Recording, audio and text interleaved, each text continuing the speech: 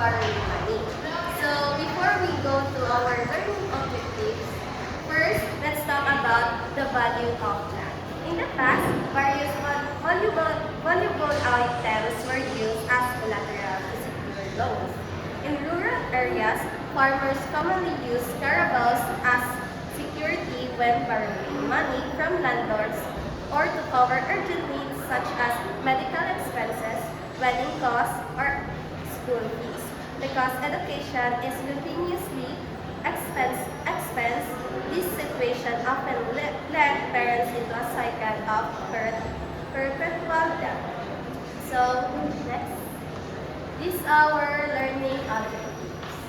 First is to understand and to know a close look to the land values.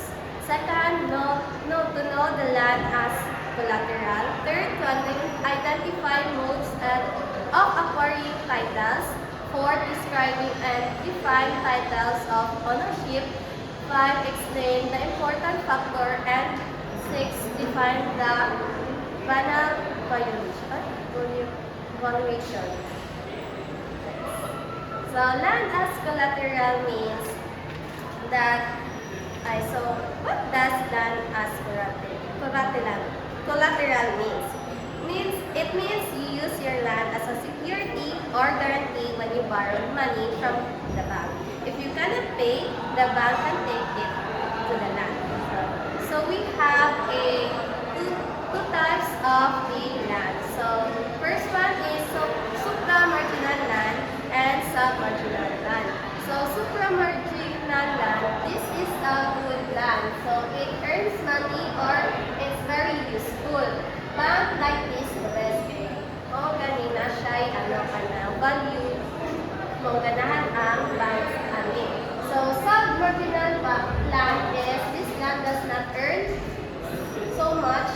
It has hard to use as a loan guarantee. So these are the modes of acquiring titles. So how do we become an owner of land? So these are the 7 ways to own the land. So first is public grant. This is government means public grant means that the government gives land to, for example, a government ihatag og land sa imuha. So mao na ang public grant. So ang private grant is you buy it. You receive it as a gift or exchange it.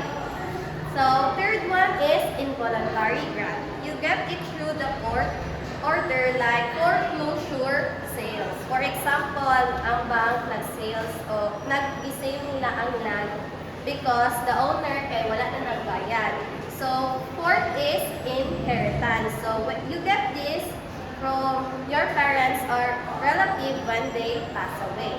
Reclamation. So fifth is reclamation.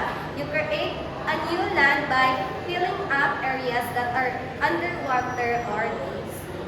So sixth is acceleration.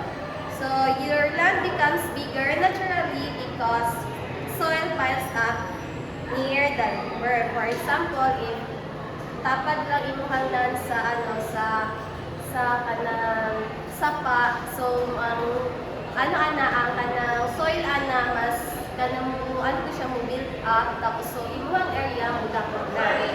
7 is, the last one is prescription. You own it by using it openly and peacefully for a long time, or using it for a very long time without being stuck.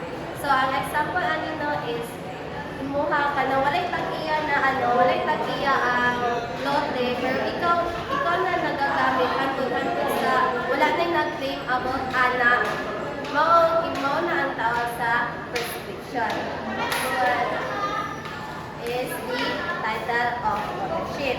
So in the Philippines, we prove ownership through documents called TCT or Transfer Certificate of Title.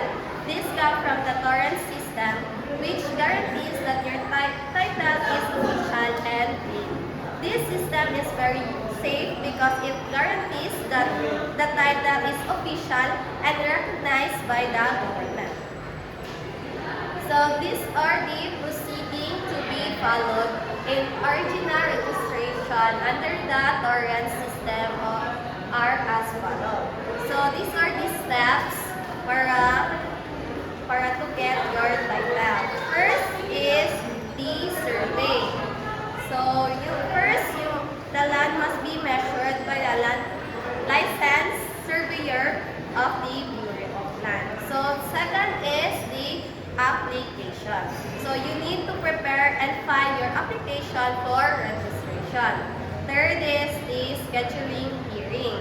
So this is the setting the date of hearing and of the application by the court and competent jurisdiction. Fourth is transmittal of the duplicate of the application and the date of initial hearing together with the document attached and thereto the clerk of the court to the Land of Registration Commission or LRC now the Land of Registration Administration. So the court set the date to hear your case.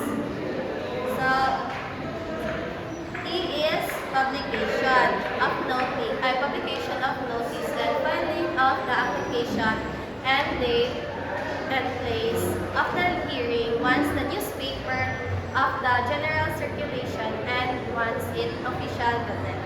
So this is the notice of the newspaper of official gazette.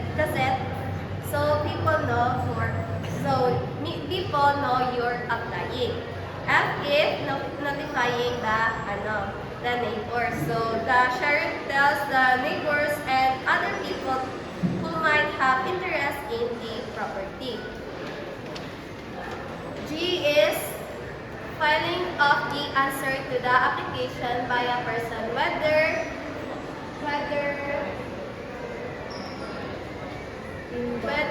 the name in the notice or not. So anyone can object or answer the application if they want. So H is monony ang hearing of the case by the court. Next is the I is issuance of the order by the court. So if if ma-approve na sa court ang final nila na decision. J is to entry the decision is recorded. Monony, i-record na sa LRA ang inyong documents. K is to send the register of deeds. So the copy is sent to the register of the deeds office. So the last one is the transcription of decree of registration. So diri na sa last is makuha na nimo imuhang title, your title, or you will receive the owner's duplicate certificate of title after paying the fees. So important warning is that we must be careful because there is a lot of fake titles today. The government is working hard to stop this, but we must always check if the titles is real. And that's all. Thank you.